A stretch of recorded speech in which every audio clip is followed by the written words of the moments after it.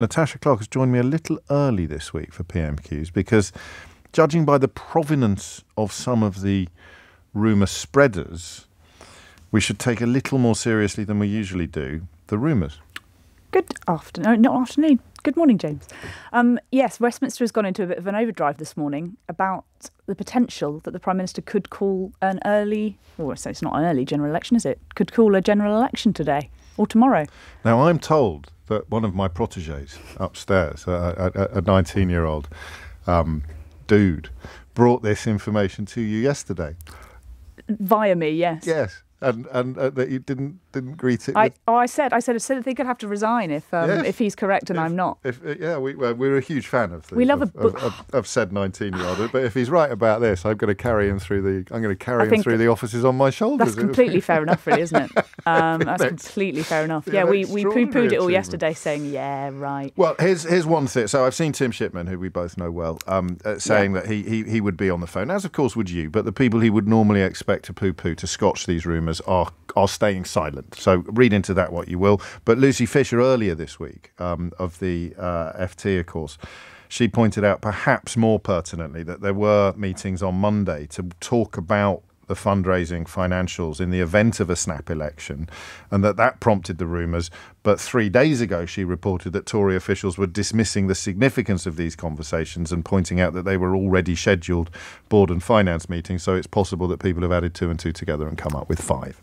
Look, we are in a bit of a feverish mood in Westminster, remember, because we are waiting for that election to be called at some point within the next few months. So everybody is reading into everything that happens with more seriousness than they usually would do. Now, for what it's worth, yes, Number 10 have been completely silent with me and seemingly all other reporters this morning. The Telegraph are reporting that they've put it to Number 10 that there could be an election called and they've got no response.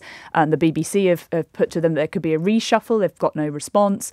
It doesn't make sense for Number 10 to be essentially going to ground, going into the bunker, not talking to journalists, not saying anything, not slapping down any speculation if there's not something coming. So look, what could it be? Could it be a snap election? Obviously, we've had the ins and outs of this debate that have been going on in the country, but also in Downing Street. There are some people that want the Prime Minister to go to the country over the summer. They think that things are not going to get better. And on the back of quite good economic news, the inflation figures down, migration statistics, whether you like them or not, that's what the Conservatives want to say. They are pushing the numbers down.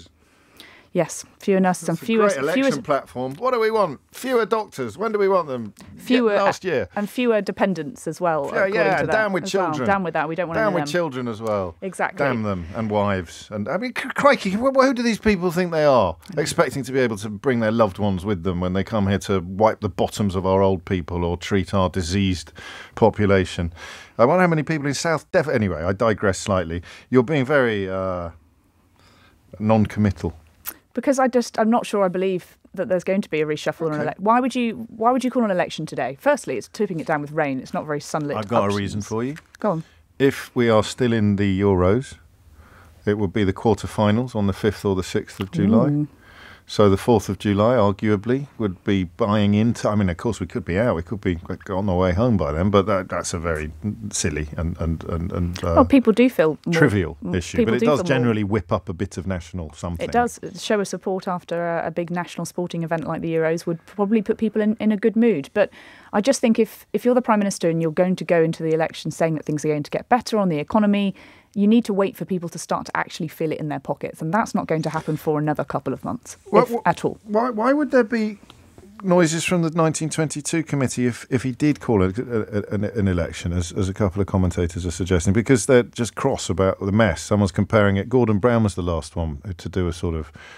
I'm sure you're familiar with the Mock Turtle, the song of the Mock Turtle in Lewis Carroll. Will he, won't he? Will yes, he, won't exactly. he? Will he, won't he? Exactly. Will he join the dance? And the argument for going now is that things aren't going to get any better, that the economy isn't going to pick up, and that you may as well go now, and you may as well call an election while you're on a slight front foot with slightly better than expected economic news, migration figures on the down, hopefully ahead of a summer of small boat crossings when you're expecting to get those flights off to Rwanda, which he believes is something that Tory voters or former Tory voters will want to vote for him for. What a time to be alive. Thank God everything else is going so swimmingly, especially in South Devon.